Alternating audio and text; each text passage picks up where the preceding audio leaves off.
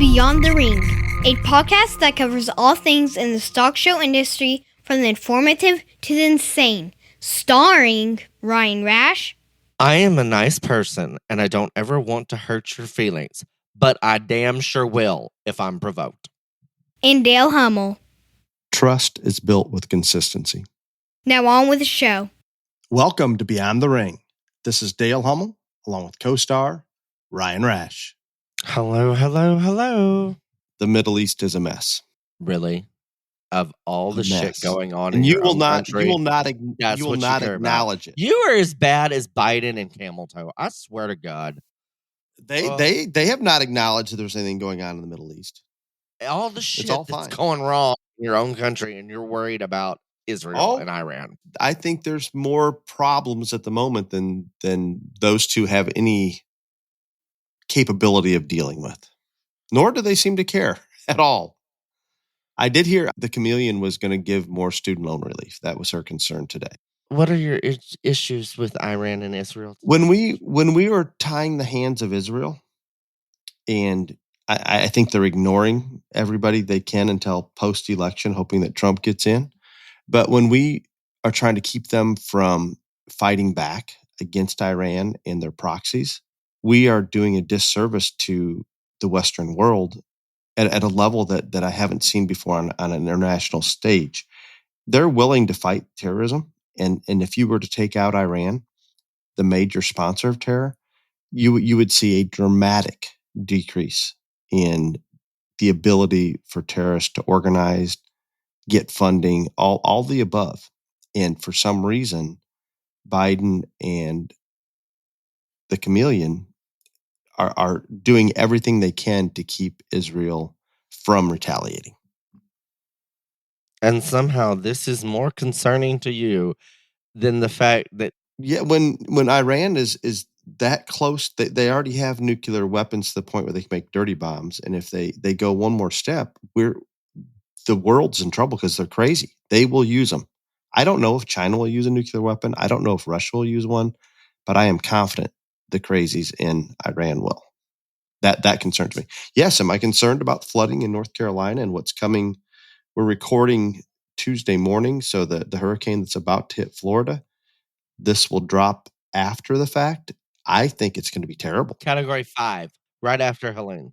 I cannot imagine. The only positive is that it looks like they had a lot of heads up, and there's only so much you can do. But when there's that high of storm surge, I believe they're calling up to 12 foot of storm surge, there's not much you can do to defend yourself against that water.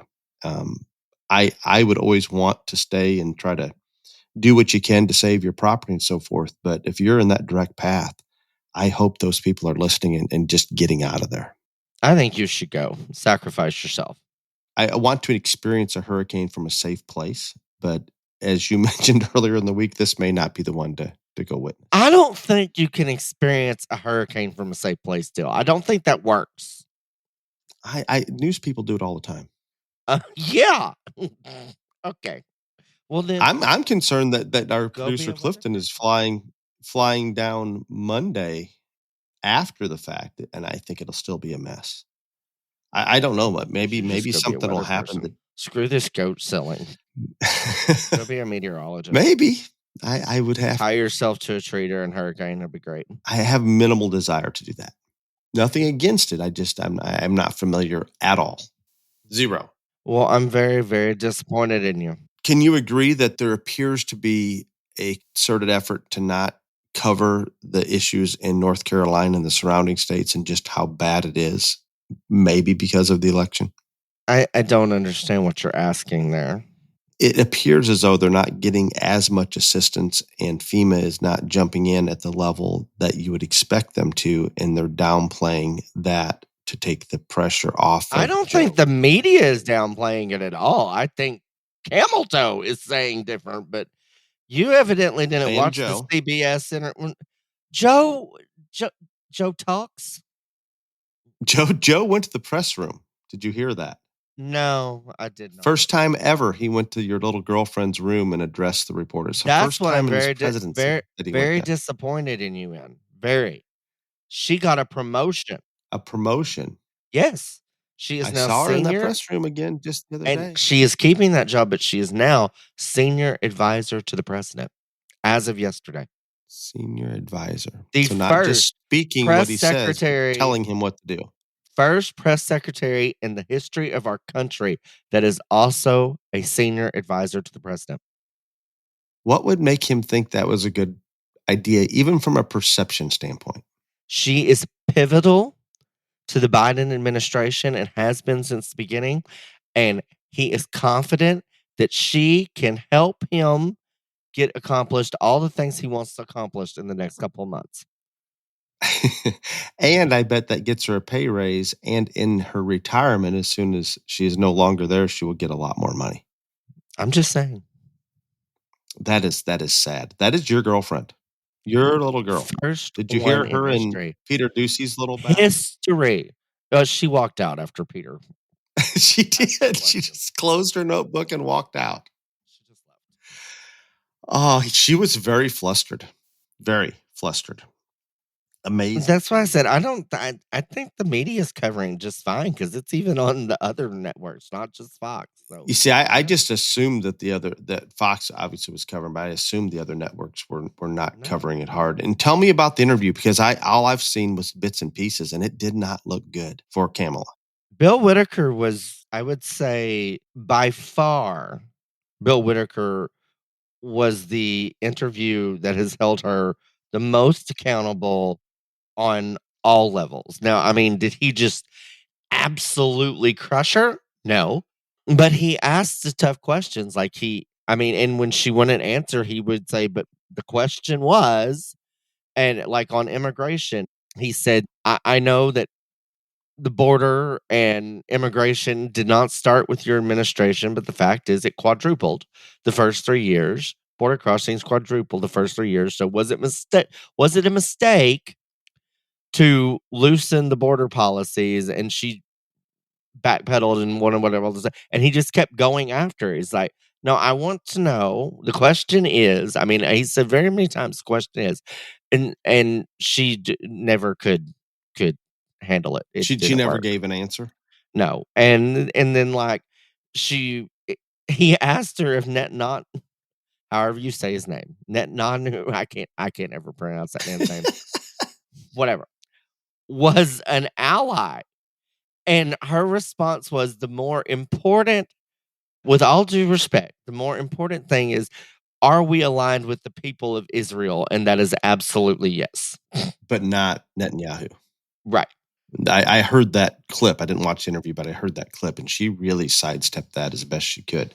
I was personally shocked. You said his name, the guy interviewing, that he even pushed as hard as he did. That surprised me. He did a nice job. I don't know what network was that on. I think it was CBS, but it was 60 Minutes. It was a liberal network, no question. Yeah, I don't know what one they're on. I didn't know 60 Minutes still existed. That would be like grandparents' era, wouldn't it? I've never watched 60 Minutes, but I think it was a very popular show at one time, program, long ago. But I appreciate him doing that interview. And what did the liberal media spin the interview as?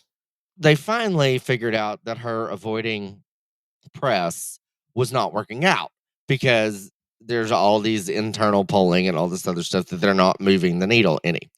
And so they decided to do a media blitz. Well, their blitz included the 60 Minutes interview. She's going to be on those crazy bitches, The View, Howard Stern, and the late night Colbert idiot. And so that's their media. And something blitz. About Call Me Daddy podcast. Oh no, she's already been on that Call Her Daddy podcast. Yeah, Call Her Daddy. Which I wasn't even familiar with that one. Yeah, well, you're not a girl, so but they say the second most popular podcast on Spotify, so there's plenty of listeners. Callie Ellis was a former listener, and she can no longer listen now. I've told her so. She should not admit to that. Well, I'm just telling you, she can't listen anymore. I told you just told the world. And she is a former listener. She does not get to listen anymore. But fair enough. It's all. I mean, it is a very popular podcast. It used to be more popular when there was two of them. They split up. all this other stuff. Callie tried to get me to listen to it. I tried once. I don't like listening to podcasts to begin with, and I couldn't. But basically, it's a bunch of sex talk.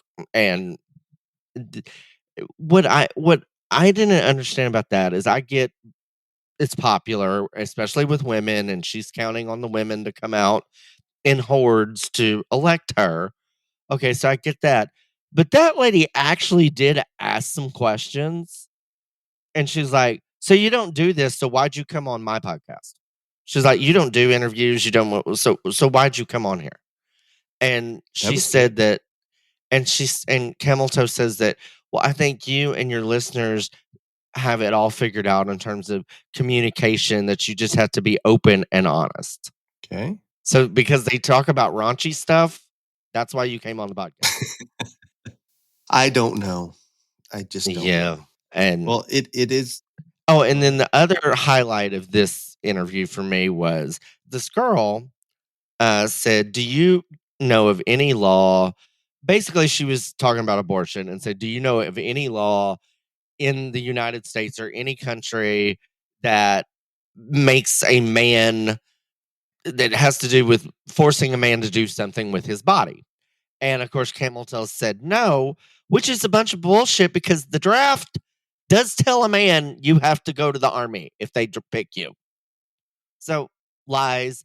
There was also. You've got a lost me on this one. I don't understand how did I lose you? Are we relating it? Are we relating it back to abortion? I assume. Yes, that's what she was talking about. The lady wanted to ask Camel Toe if she knew of any laws in our country that forced a man to do something with his body against their will, like not being able to have an abortion, all this other shit. The draft. God. Yeah. Also, they made people get vaccinated or lose their jobs. This is true. So, agreed. I'm sure in history there's probably some other examples, but yeah. But anyway, it was dumb. So there you go. Understand. So they're obviously attempting to put her out there to downplay the fact she's not taking interviews and hoping that this works. I think this is a good sign that they would not do this unless they're scrambling. Yeah, and that is a very good sign. And I've heard so many comment that Trump is obviously in most polls within the margin of error, even on the few that she is ahead. That anytime he's within margin of error, because he does underpoll, it will come out well. I still worry, and I still worry about the integrity. I worry about the people in North Carolina and those surrounding states in terms of just the infrastructure of being able to get out and vote. That concerns me, and I'm going to say the rural community is where the problems will be, and that is where the conservative vote is. Mm-hmm. You worry about everything. I do. I worry about absolutely everything. That has been bothering me. You have not mentioned anything about Elon and Trump. Nothing. I was going to let you have it, but clearly you just don't care. You know what I think of Elon. I believe he has done more to try to save the world than anybody. I am aware you do not agree, but he has no need to do some of the things he's done. Buying Twitter, that was a huge risk that he undertook. Him coming in and trying to get rid of the waste and make our government more efficient on a economic standpoint, and I think it's brilliant. And I am thrilled that he's on board. I don't know how much it helps Trump's campaign, but I do know that if he came in there and had the authority to cut out all the crap that we're not spending $500 on a hammer and all the scams that the government is involved with in terms of people scamming them out of money for all the money and the handouts that they give, I think he could do an amazing amount of good and help us out more than most realize. So yes, I'm completely on board there. I did not see much of the Pennsylvania rally. So I just haven't. So I don't know, but I am very, very happy that Elon is on board. Again, I do not know how much that helps him get elected, but I hope it does something. Mm-hmm. I can't believe. And I'm still waiting, by the way. I'm still waiting. Still waiting on what? You know, this is the first recording we've had post vice presidential debate, which you've made no mention of. I was waiting on you, and I would say, like I've told you 50 times, I have nothing to apologize for. I never said JD Vance would be a bad debater. I believe your words on the last podcast was he's an idiot. He is an idiot. That doesn't mean he's not a bad debater. Did you not listen to him? Did he not come across composed, intelligent? So does Gavin Newsom. He took on. Gavin Newsom is the best debater in the history of debates. No, not after JD's. Not after JD's. Bullshit. I'm telling you, even hold Gavin. I am telling you that I did not. I did not think he helped the ticket when he chose JD. I didn't see it logical. His popularity is less after the debate. Am telling you, I can see why he would use him. I would have, after listening to him and understanding how well he can put words together and his thoughts and convey them, and his policy, I've always been completely on board with. I think it's very similar to Trump's. He amazed me, to be perfectly honest. You know nothing about his policy. Nothing. I think know nothing. That everything that he has talked about, and I've listened to his clips in the rallies. I was not overwhelmed when he spoke at various rallies, but I was that much. I was more impressed with his debate than I thought I ever could be. It was very, he very was good. Standing up beside a deranged lunatic. You can say whatever you want. He performed extremely, extremely well, and I don't think you want to acknowledge that. I do not think I thought he did I would a nice feel job. very comfortable. I thought he did. I would feel comfortable with him as president. No, I would not at all. No, you are as big an idiot as he is then. But I don't understand. Define idiot. What problems do you have with you talk about people that don't do the research and how dumb the American voter. You've listened to everything he has said. On the debate stage, you need to go research this man. You need to go research this man. This was just like Speaker Johnson. This is just like Speaker Johnson. You think he's great, and he would literally throw gay people off the top of a building if he had his choice. But some gay people are okay to throw off the building. Others maybe not. Anyhow, I don't have never said he would be a bad debater. He did a very good job. He was literally up there against a special person. That's all I'm going to say. But he is not good for this ticket. He was not a good pick. He is farther out there than Trump is. And more importantly, there are polls that have proved this, he is less popular post-debate. And he was not real popular before. How or why that? I believe you're looking at some garage. No, because I can't imagine how that is possible. Well, I'm telling you, it's there. Tells me that does not. Well, I'm telling, and everybody thinks he won. And I told you and Clifton. Thinks he won. Did you watch the debate? I was judging the show. I watched the highlights though. Saw all his answers. You don't have to watch much of it. There's no question. I did great. I did not say he didn't win. I said everybody thinks he won. Everybody agrees with that statement. And yet, my point to you and Clifton was everybody agrees he won and he's less popular. And Tim Walz is more popular, which is stupid because that man is, I did not think you could get worse vice presidential candidate than Camel Toe. And then these two idiots showed up and Tim Walz is even worse than JD. Can you imagine? And this is a sad state for our country that Kamala and Walz are within shouting distance of being the president and vice president. I do not believe they will, but is it even, I cannot even conceive the fact that they are in the hunt, that those two would be running our country. It's something. I don't know. And you know what I think of Joe, but I think this is even worse.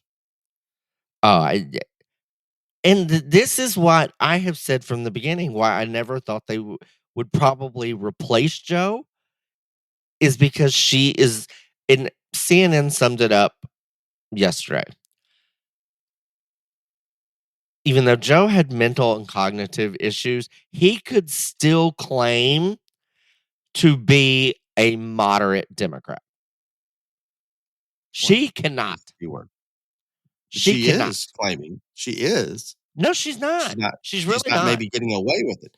She's pretending that she owns she does. Maybe she does own a gun, that she worked at McDonald's, that she is this middle of the road, real life. No, she said she comes from a middle class family. That's what she said. That has nothing to do with being a moderate, by the way. Oh, I think she's trying to become, I think she's pretending to be a moderate as best she can. I just don't think it's working. It's not working, but anyhow, we've spent enough time on you and your boyfriend, JD. So 21 minutes, a record current events, I believe. No, we've had them way longer than that. Top 10, Junior Lamb. First place, Macy Zerbach of Oregon. Second place, Holly Faye Schweitzer of California. Third place, Alfred McDaniel, Texas. Fourth place, Wiley Holly of Mississippi. Next is Brady Brister of Texas, followed by Paisley Carlson of California. Cinch Ward of California. Montana Fuller of Utah. Ninth is Paisley Lord of Texas. And 10th is Cole Flower of Kansas. Congratulations to the BTR JLA Top 10. It's time to recognize ShowFresh H2O for their continued support of the junior livestock industry. If all products sold in the show industry were based off of true science, we'd be in a much better place. It is simple. Do all you can to keep water intake high, and the rest will follow. ShowFresh H2O can help stock consume more city water by simply taking out the chlorine taste and odor. ShowFresh H2O can be purchased at your local farm store, show supply trailer, or at swampfox.com. The trending series continues today with goat trends. You're the most fortunate to have both Ryan and I addressing such. Ryan will lead from a judge's viewpoint. I will take the breeder's viewpoint. And we did make an effort, or I did, to bring on. He did not make any effort whatsoever at all. He is lying to you people. I have had a little bit of a busy week or two. I know some do not understand. I am just telling you, Dale made no effort, but I am going to have the best, because I have taken all the responsibility. I have the best cattle guest coming in 2 weeks. You people, you do have a good one, and I feel very good that you can tell us. I'm not saying goats are your favorite species, but I would say next to pigs, they're probably comparable. You would enjoy judging goats probably as much as cattle. I do. Is that a fair assessment? Yes, I do. I do. Sheep, you probably we were not picking the sheep, but anyway, I feel very comfortable that you see that perspective, and I'm sure I am very biased and have very strong opinions, but I also have a solid grasp of where the goats were, where they're at now, and we can only guess what direction they're going into the future. And with that, Ryan, you can help me here much better. A bit of history to give an idea and perspective on where the goats are and maybe where they're going. Ryan, I think it's proper to go back and give, when did you would have been the first one that I know of to ever show a goat. I'm going to guess from the time they came in the country, and I don't have the exact date in front of me, it was maybe within a year or two that you actually showed a goat. Oh yeah, like we bought one and showed it that year. Yeah, we were. And they were expensive then, were they not? Oh, they were insane amount of money for this goat. Insane. I was highly upset. Can you describe what the goat looked like? Yeah, it was a doe and it was red, solid red. No, more like, was she structurally right? Did she have any show ring appeal? In other words, paint that picture of what they look like when they came over from South Africa. I mean, like compared to what these look like, modern day, whatever. She had great hair, so we could carve her because there were no rules. Okay, like there were no rules, and that surprises me that she had that much hair. But that's interesting. But I mean, well, we also did things too. I mean, when I'm saying she had great hair, she was in a cooler. When I'm saying she had great hair compared to the other goats, got it. She had great hair. And maybe not by today's standards, but but back then, again, you have to realize this was a long time ago. And we had fitters and all this other stuff. And so, yeah, did she have show ring appeal? Yes, but she was the only one that was clipped and fit and, all the things. She was sound. She did not have much muscle, but we were the only ones with hair. So she looked stouter than all the other ones. And the whole East Texas boar goat connection of my life, when John Ben and one of the head fitter decided that they were going to make bukus the money doing this. I choose to try to block this whole thing out of my memory because it was a disaster, absolute disaster. So that's interesting to me. So with that said, I had the. I'm talking like this thing was insanely expensive for today. I mean, like crazy money. And you did not get a good return on the investment. Well, there were no sales. I mean, like, no. I mean, they just started having goat shows. This was basically an open goat show. That was it. You know what I'm saying? Like, yeah. And so no. And so, I was one and done. I was like, screw this. I'm not doing it. So with that said, the goats came late to the game in the show stock species world. And I had a chance to go and visit some South African goat operations. And I remember some of those goats when they first came over or there shortly after. And they were functional goats that survived in the real world. And sometimes that doesn't correlate to what we want a show animal to look like. And Ryan had mentioned very sound, maybe not a lot of muscle. Because she was fit and clipped, she looked much better than the rest of them out there. And I get all of that. So I think the point that I'm getting at, the fact that we haven't had as many years to select with selection pressure to make them look like show animals.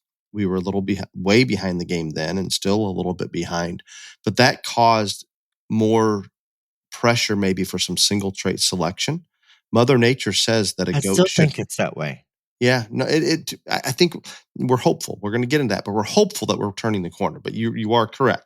But Mother Nature says a goat should be light muscled, narrow, just a.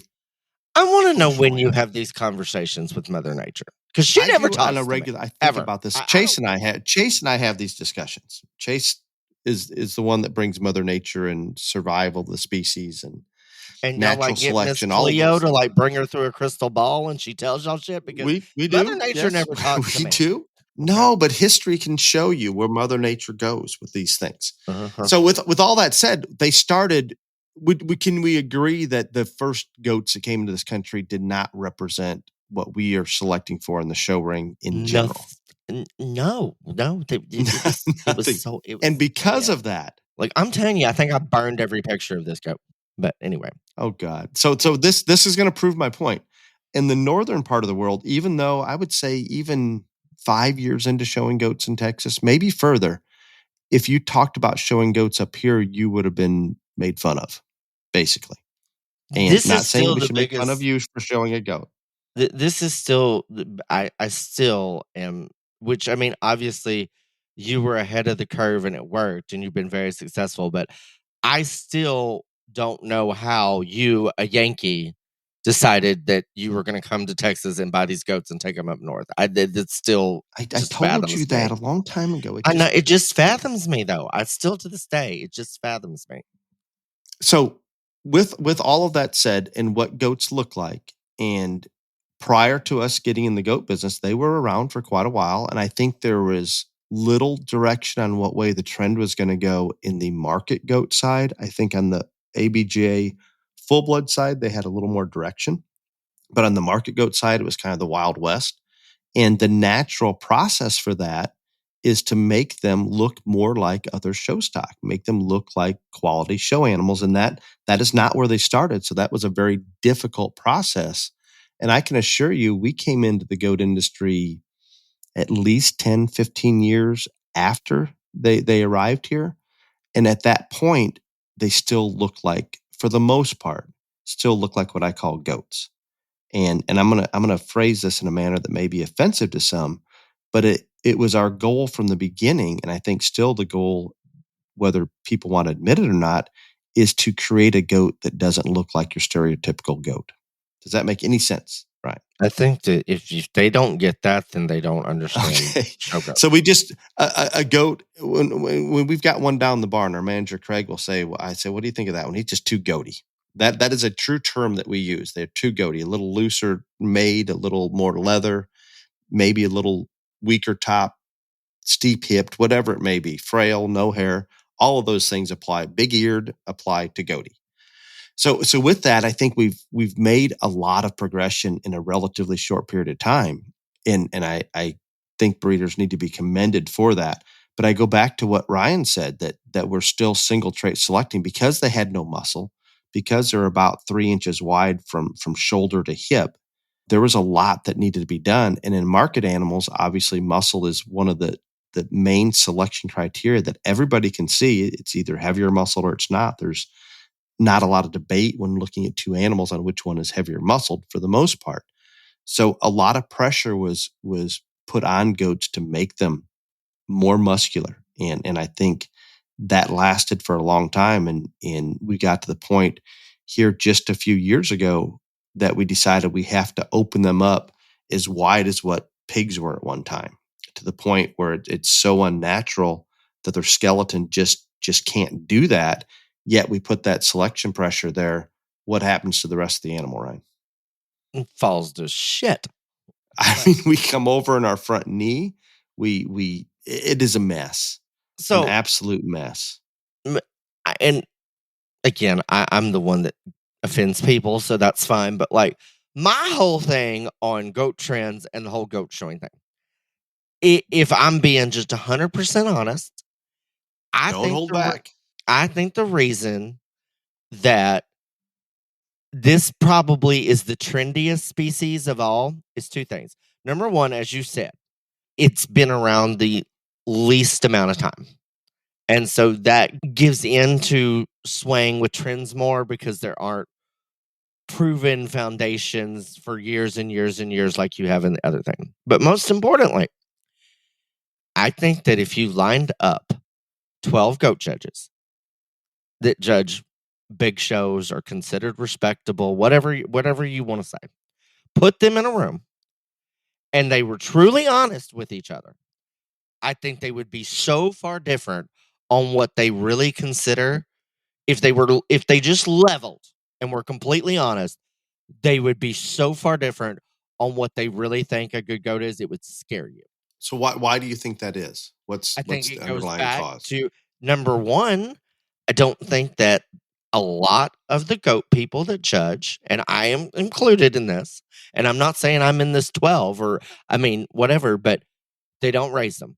Number two, I think that because it has been here a shorter period of time and there's so many different types out there, you can build a case for anything. And just like you're saying, we thought they had to be so wide in their front end.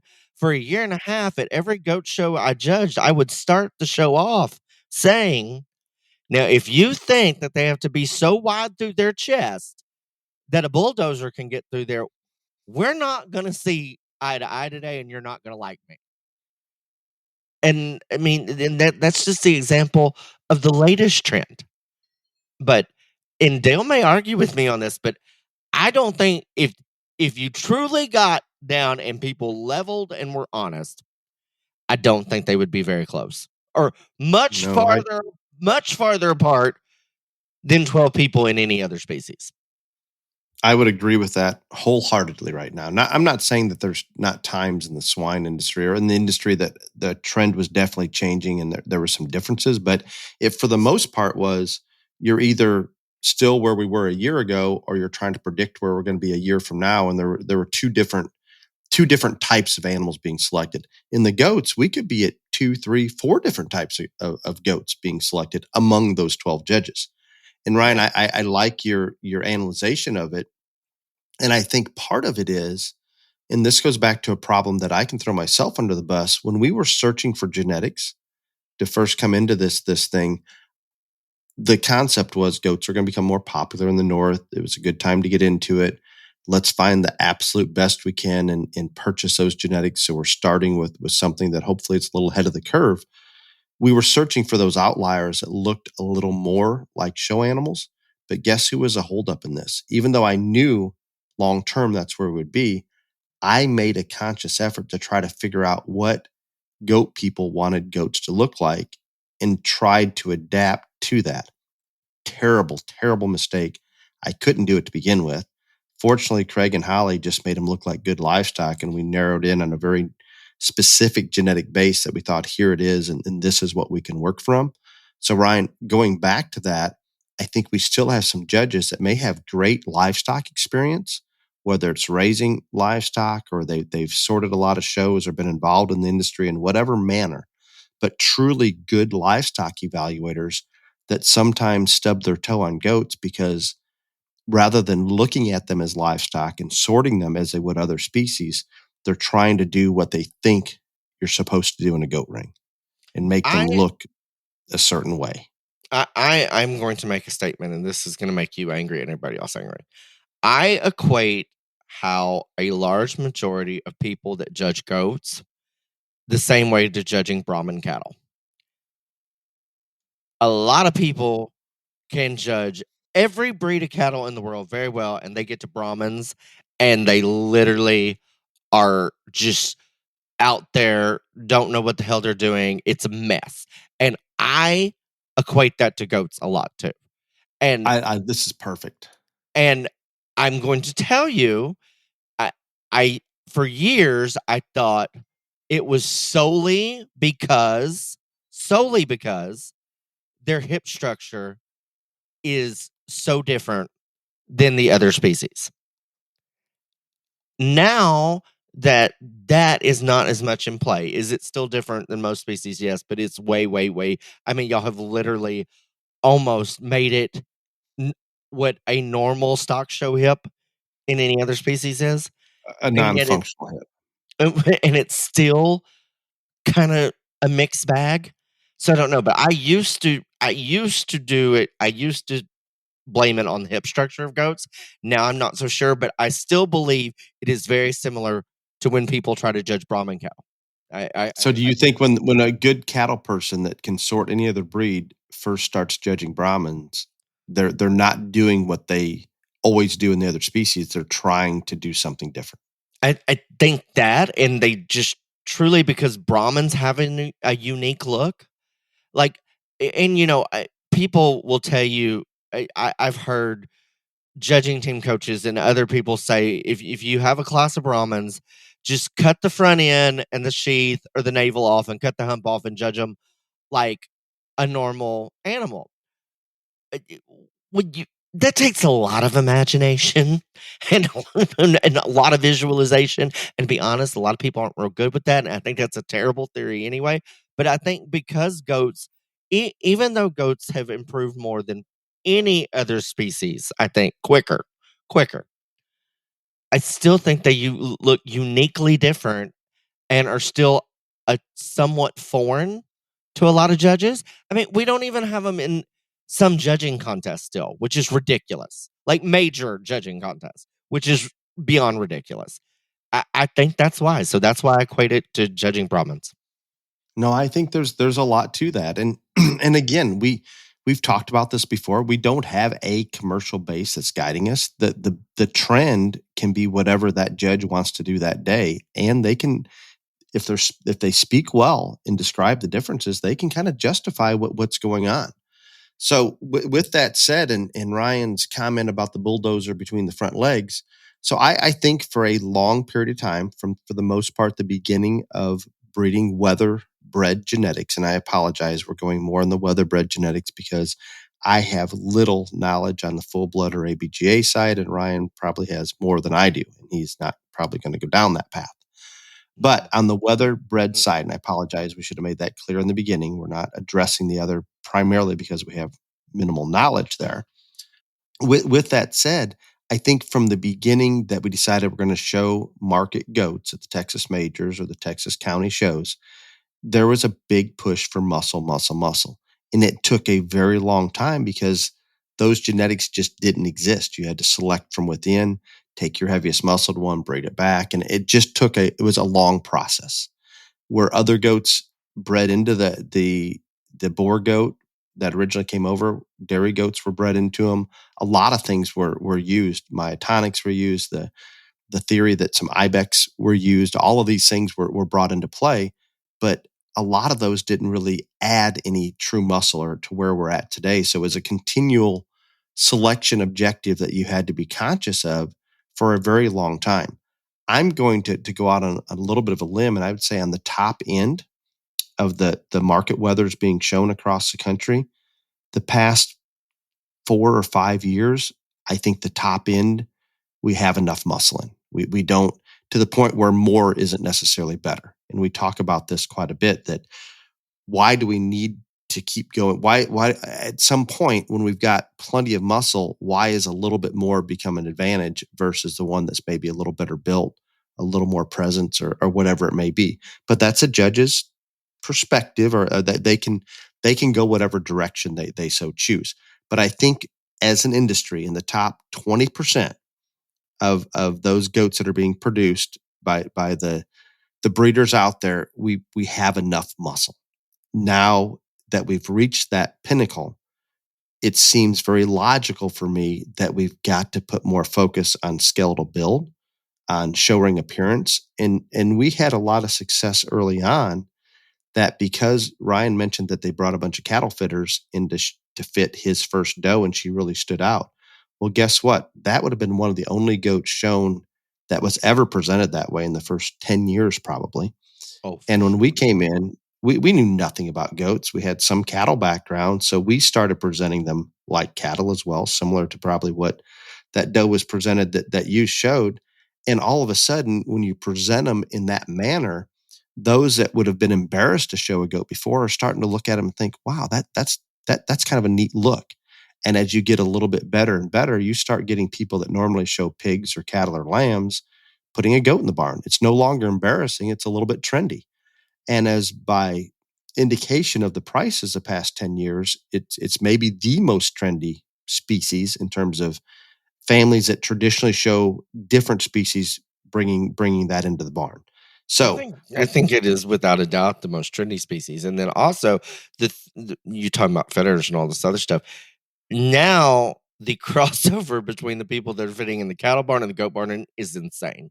I mean, it is truly, and it works. And yeah, it does work. I'm not saying it doesn't work, but I just laugh because, I'll be honest with you. There are times when I am judging a goat show that if I'm looking out at the crowd, I could have just as easily been at a cow show.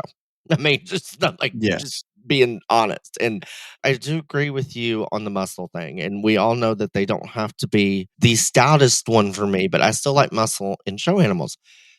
My thing with the goat deal is I think you're right that the top end, they have enough muscle.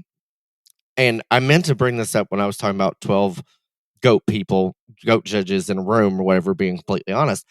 I think that the reason that there is, and I don't want to say indecisiveness because I don't want to say the judges are indecisive, or I guess more variation in what wins in goat shows, is because I don't think all of the breeders agree on what the next step is, what they want to, what the next trend should be.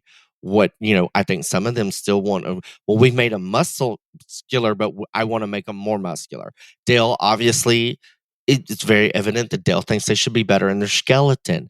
I think some of the breeders think that they just need to be, skeleton doesn't matter, but we've got enough muscle in them, so now we need to make them look as zoo creature-like as possible in terms of, the look through their front end. So I think there's more deviation in between what the breeders think should be the next trend and the next step.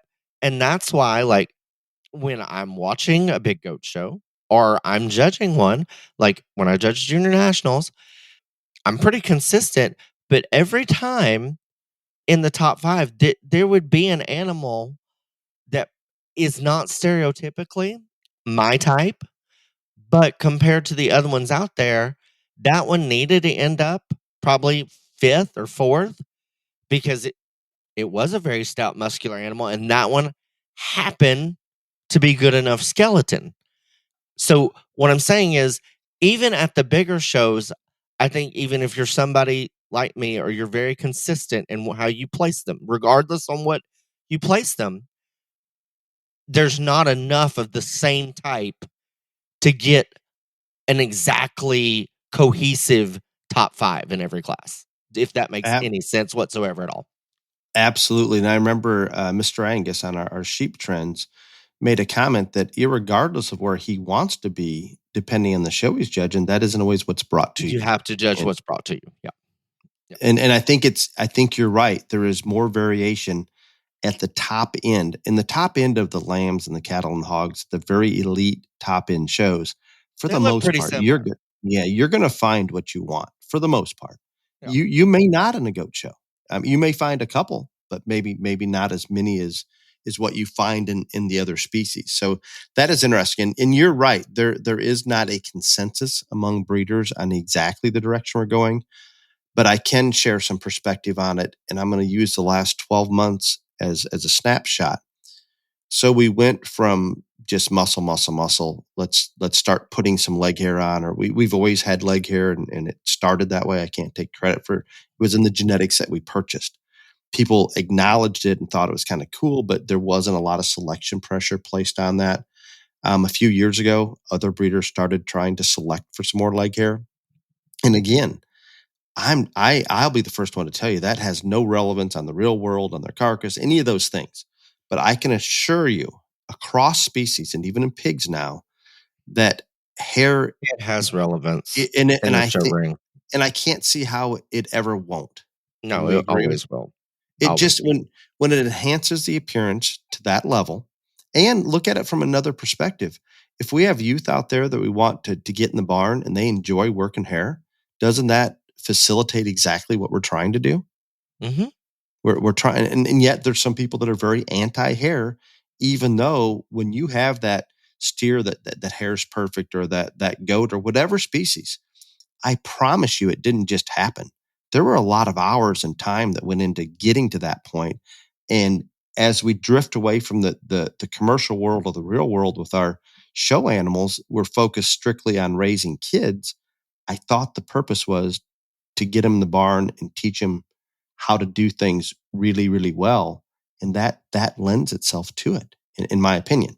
So I am not anti-hair. I don't want to pretend that hair fixes everything, but I'll tell you what, everybody says they can see through hair, including Ryan and I, and Ryan more so than me sometimes. Anymore, Dale. I mean, just enough hair can make a very, very big difference.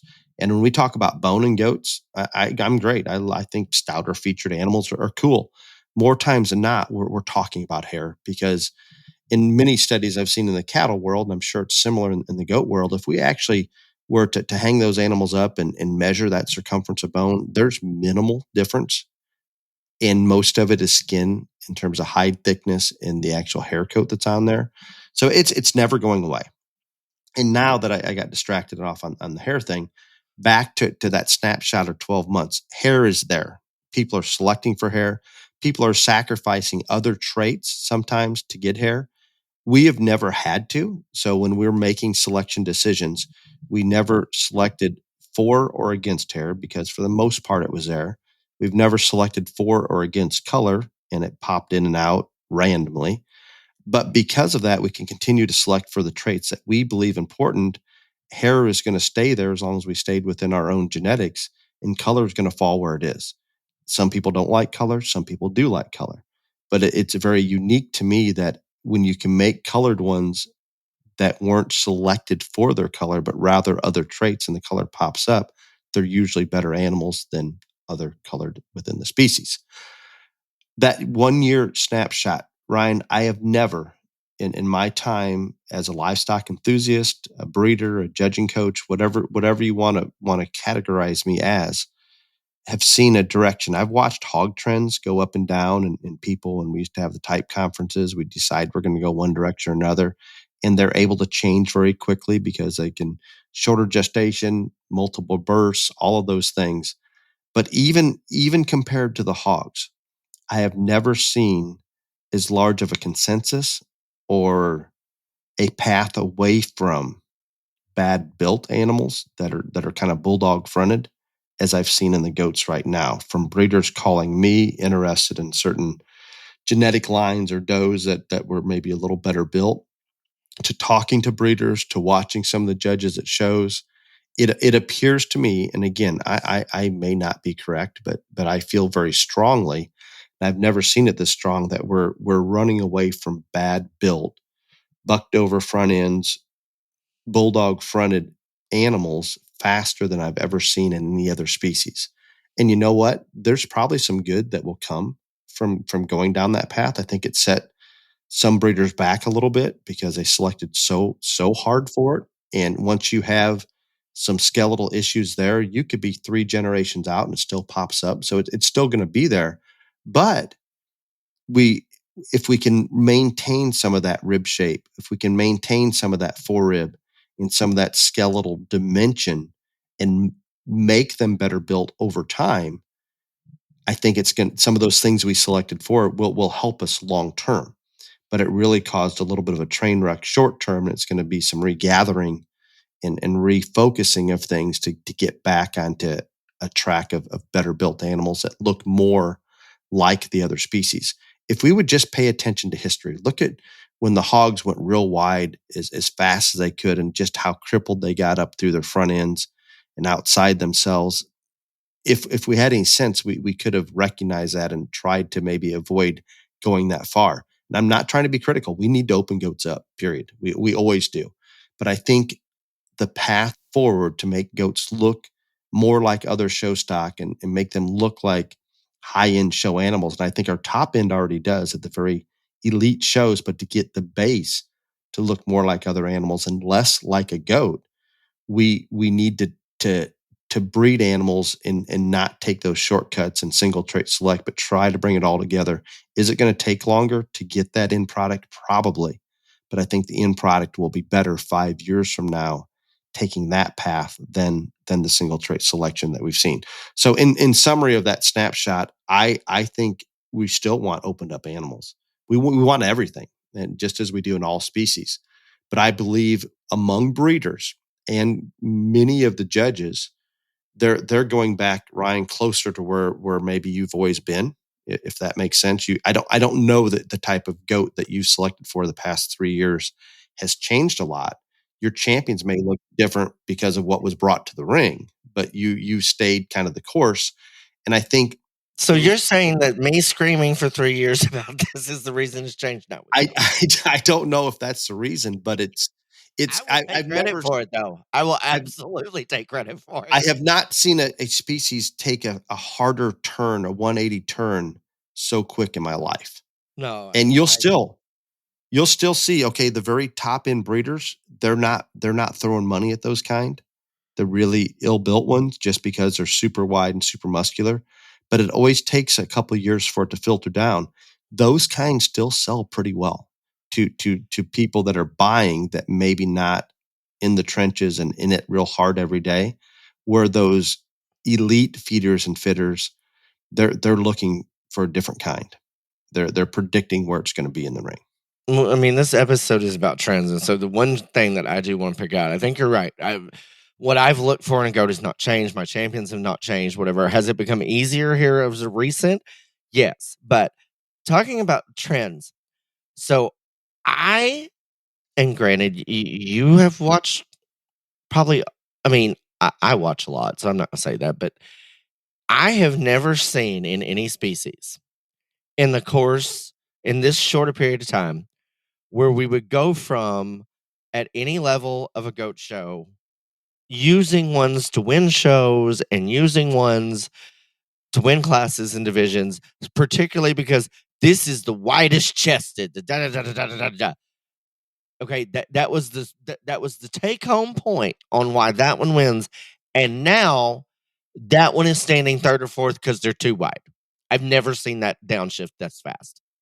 Agreed, and it's shocking to me, and I'm not sure how it even happened, other than the fact that when you go that far over the edge, it takes an equal balance to bring you back, and it's a pretty strong correction. And I really I'm not taking credit for it all, but you're talking about it went so far that way. That's why I started yelling at shows when I judge, and I would say this every show because it was so far.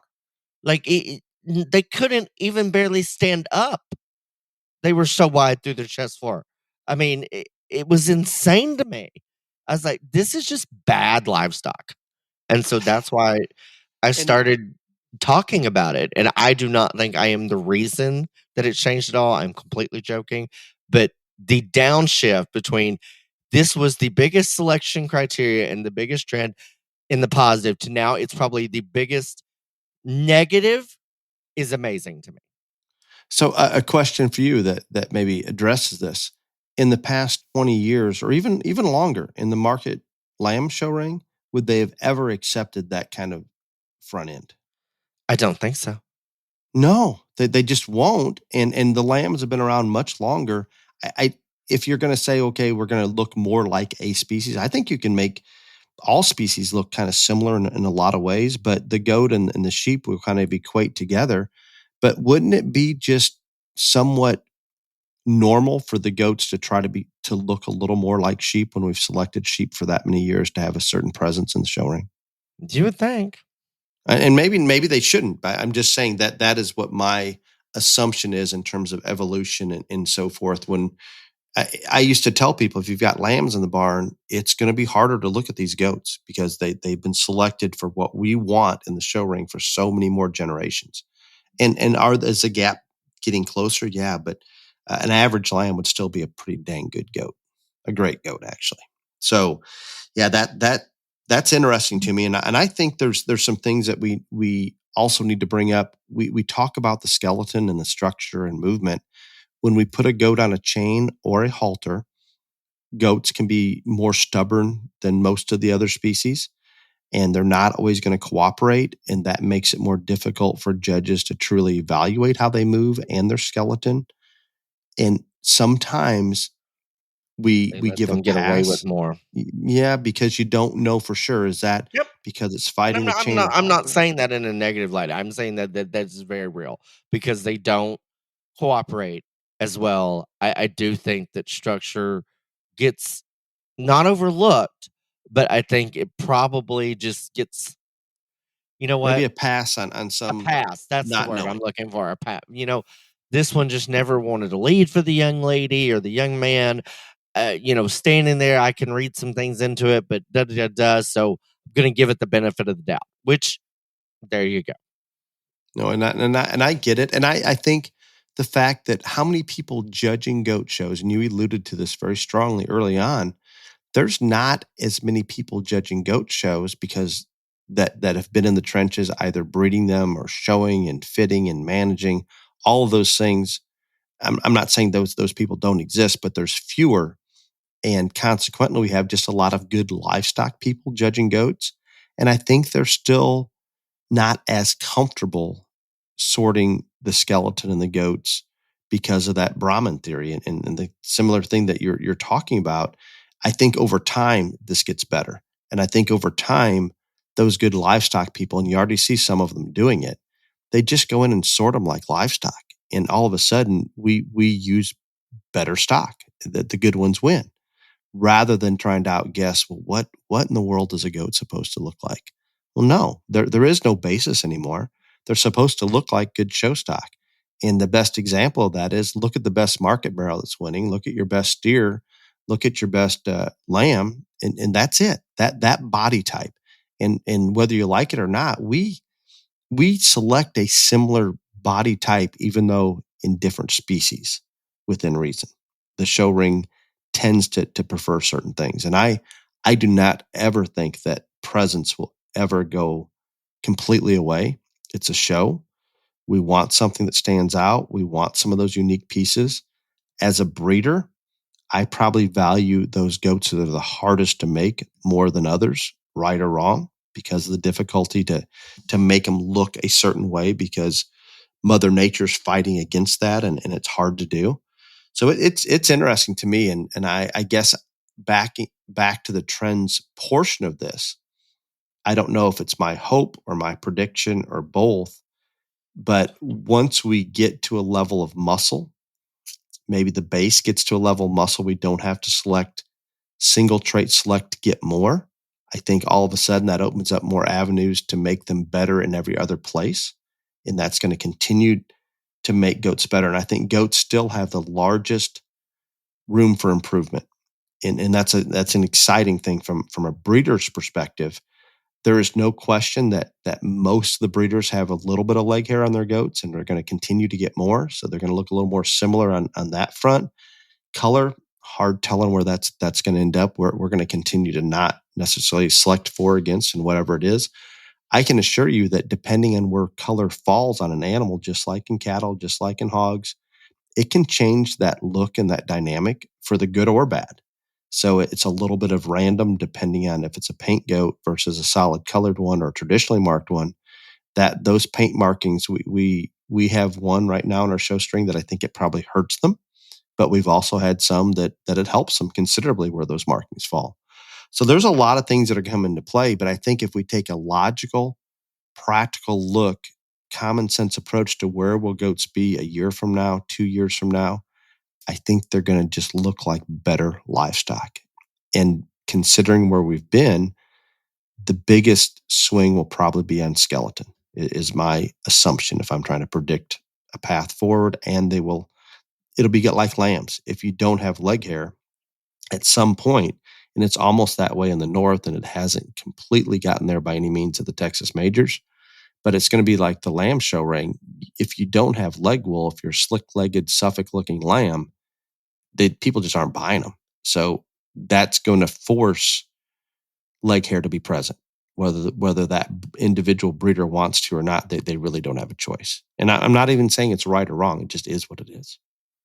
No, I think that's right. And when we had guests on the other ones, I always asked them at the end, so what is the trend that you would either like to see go away or start? I'm not going to ask Dale that because he's done most of the talking here. I'm going to say from my perspective that the trend that I want to see to go away in the goats, and y'all can all get real offended, y'all's does are entirely too fat. All of them. All of them. But and let's relate it to the other species. Didn't we see that, or don't we see that in heifers as well and in ewes? I mean, I'm not saying we don't. I don't think you see it as much in hogs as you do the other species. Yes, they just hide it. I think heifers are too fat. Yes, but I am telling you, it is way, way, way, way out there in the dose. Way out there. It is. Way. And we think that when we put some hair on them, we can kind of hide that, and you can visually. But if you touch them or study a little bit, there's some. I mean, I've not seen, and it happens in all species. But when we starve a goat versus feed them hard, I mean, there's a dramatic difference in that appearance. So yeah, I'm not I'm not going to argue that whatsoever. There are some very, very fat does out there. Very. I just it bothers me, and I want it to go away. I'm not going to lie. But any final comments on the trends? Nope. I hope we answered them. We went a lot of different distracted directions, but I think with my analysis of judging goats to Brahman cattle is brilliant. I will say that. I never thought of it that way before, but I would agree. You could say the similar to judging zebu, maybe some other. You just want to judge the mini zebus. That's why I did do it for that purpose. I was asked to judge them at Houston, and I had a conflict, and I haven't been asked since. So, zebu people out there, that is kind of one of my goals. For the love of God, many zebu people, please get Bill a show so he'll shut up talking to me about it. And I have not heard from the show near Moab, Utah. I'm still waiting on that call. There you go. I told them that you would be more than willing to maybe even do it at no charge. I did not say that because you were the cheapest person I've ever met, so I didn't know you would do anything for free. But oh my, do you have a question and answer? Yes, question and answer. Basic Animal Health has created a revolutionary solution designed to keep your animals healthy and happy while traveling. It's called Trailer Ride, and it's an all-natural, complete health supplement originally designed to help animals combat the stresses of travel. The product has unlimited uses. It also minimizes gastric distress and calms the animal for a safe and comfortable ride, but it also boosts the immune system, supports respiratory health, and contains essential electrolytes to keep your animal drinking all the time. Trailer Ride and all the other basic animal health supplements can be found on their website at www.basicanimalhealth.com. We appreciate Basic Animal Health, Leonard Truck and Trailer, and the Leonard family for being the question and answer sponsor for the podcast. Thank you, Basic Animal Health. Greatly appreciated. Ryan, the first question comes from Sherry, not Cherie, but Sherry. With buying season in full swing for northern steers, do you guys recommend buying on the front end or waiting until later to purchase? It seems as though the sales season is longer than most. Kind of an open-ended question. And I think it's a good question, and I will boil it down to one factor. How much money do you have to spend? Because if you have access to more funds or your budget is bigger, I think it is extremely beneficial to wait longer. Those animals will change hands, they will grow, they will develop, they will do things, but every time They will sort themselves down. right, they will sort themselves out, but every time they change hands, and as this lady referred to, it's longer, every time they change hands, the price goes up. There's just no other way to describe that because everybody's doing this trying to make a living. So when you buy it from XYZ, who bought it from ABC, who bought it from GDF, everybody increased the price. So if you have the money to wait, I definitely think you wait. If you don't, then you better get on the ground floor and try to buy one out of the pasture or whatever like that, because that's just how it is. But acknowledge that you're taking more risk. It's harder. No, you are, buy, but I'm just buy in the front. I think it is purely based on an economics perspective on that question right there. So when you say that, if you're wanting to be competitive at a Midwest state fair, one of the I states or Ohio, if you're trying to win it, you're waiting to the end if your budget allows. When you say that, what kind of budget are we talking about here? Everybody has a different dollar amount that they consider. Well, everybody has a different dollar amount, but there's also a $20,000 steer may win several state fairs, but also a $200,000 steer may win a state fair. Facts. Agreed. If you were going out searching for a steer to win the Ohio State Fair, just random example, I'm not saying you wouldn't be looking now, but you would not be at all concerned that, wow, we're getting too late in the season. I would not, because if I had a kid and I was buying a steer for a Midwest State Fair and I had not found the one yet, no, I would not, because I know that if you throw enough money at the problem, you will get the one you want eventually. And there's some of the very best calves. They may have been sold once or twice or three times, but they will be for sale again. There's no doubt. It's very interesting to me. I cannot tell you the number of steers that I brokered in Texas that went on to be extremely successful. We have a validation date of July 1st that were bought and validated between June 15 and that date. A lot of them. Yep. A lot.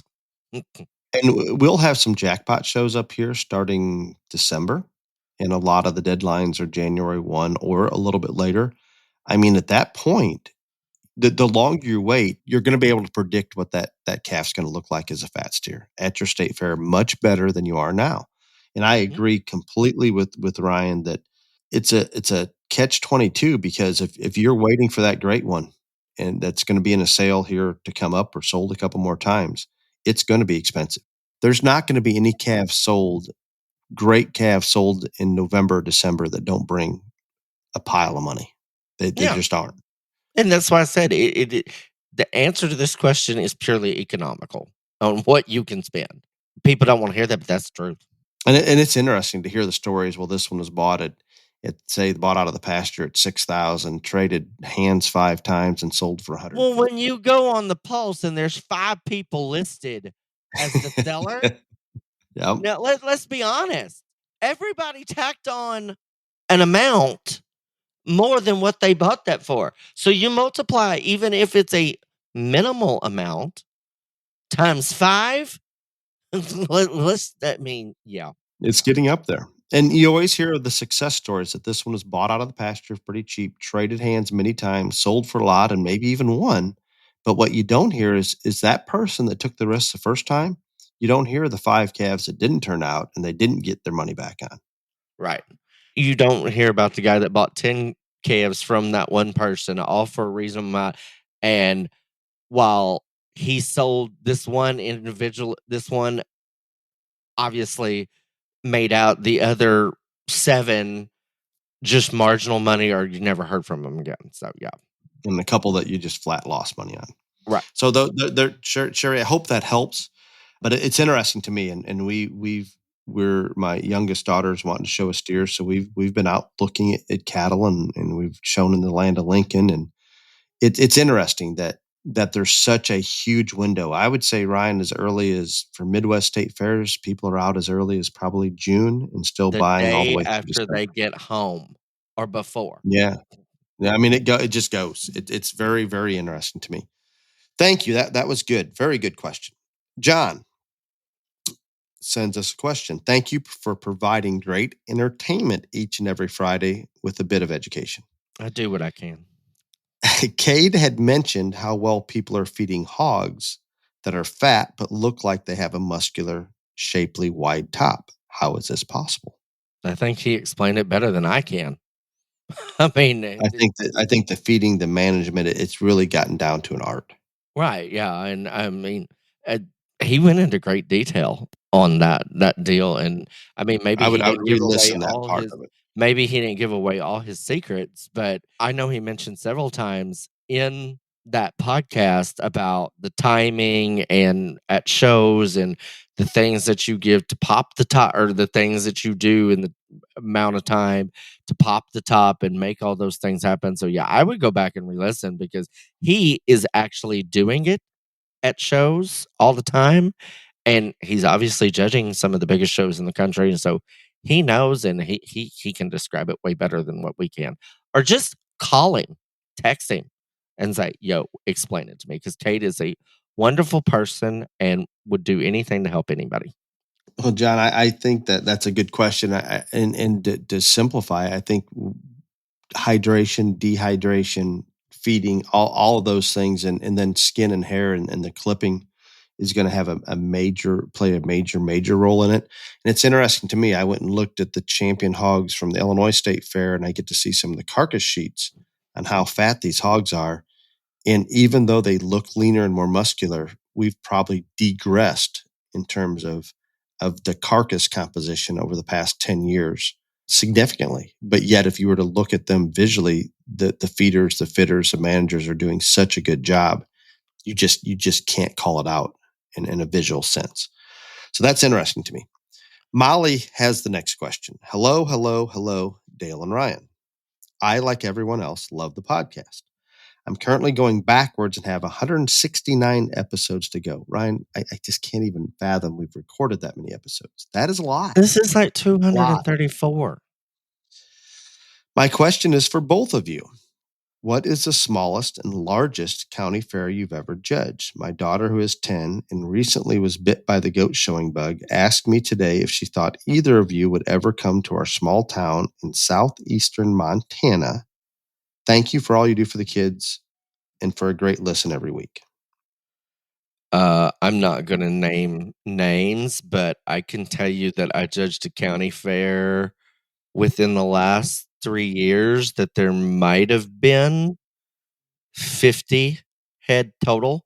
I mean, all species, breeding and market, maybe. On the large size, large, very large, huge. But there you go. And would you be willing to judge a small show in southeastern Montana? I didn't say I wouldn't. She asked if whatever, but I'm not saying I wouldn't. That they haven't called me. So there you go. Got it. So I and the one thing I understand this lady's question or whatever, but her daughter wants to know. I don't think this lady is confused, but I do think there are some people that are confused, and I do want to clear this up.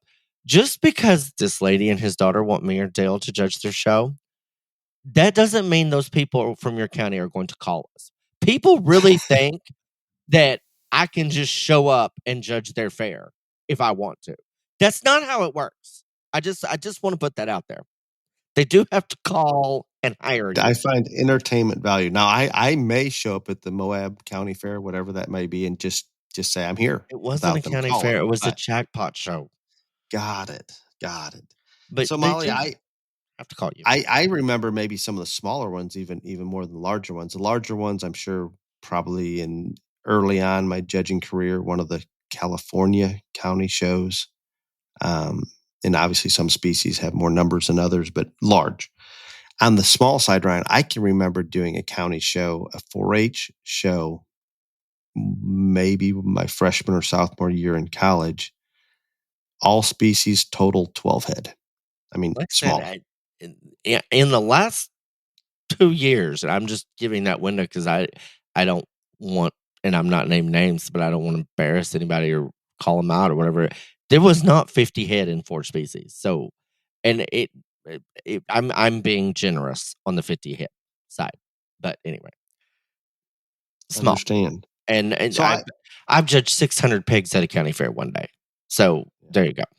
That's big on the big side. Yeah. So Molly, I like that part of the country. So yeah, if they call, I consider it. My conflicts are always more about dates than necessarily if it's a small show or a large show. And I do not get out to judge as many. But Ryan, I haven't shared this with you. I have probably 3 shows that have asked me about judging in the past week that I accepted.